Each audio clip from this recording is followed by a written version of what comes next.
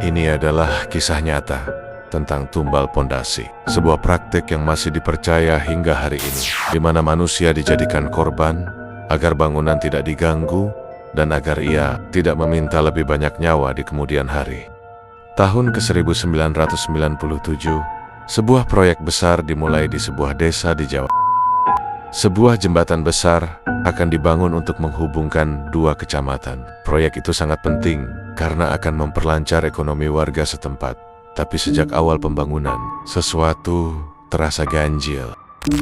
Alat-alat berat sering tiba-tiba mogok tanpa sebab. Beton-beton yang sudah dituangkan tiba-tiba retak keesokan harinya. Dan yang paling aneh, para pekerja sering mendengar suara anak kecil menangis. Padahal lokasi proyek itu jauh dari permukiman warga.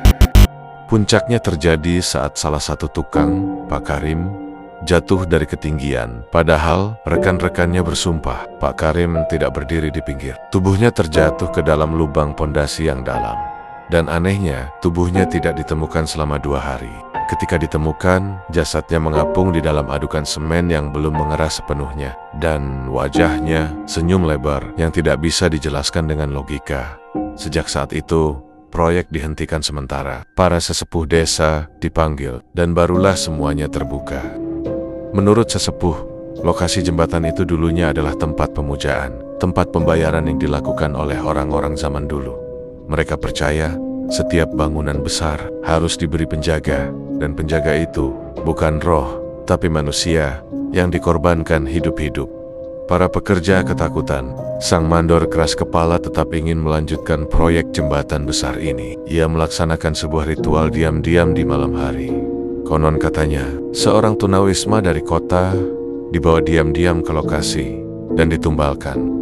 Keesokannya, para pekerja mulai kembali bekerja. Proyek mulai berjalan lagi tanpa masalah. Tidak ada mesin yang rusak. Tidak ada suara tangis. Tidak ada lagi nyawa yang melayang.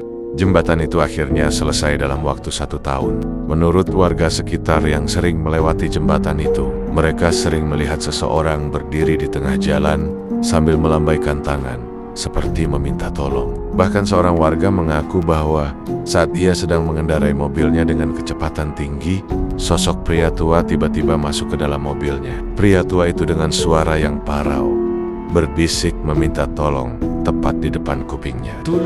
Beberapa percaya ini hanya cerita rakyat, tapi bagi para pekerja bangunan tua, istilah tumbal pondasi bukanlah mitos. Itu adalah rahasia kelam yang diwariskan secara turun-temurun.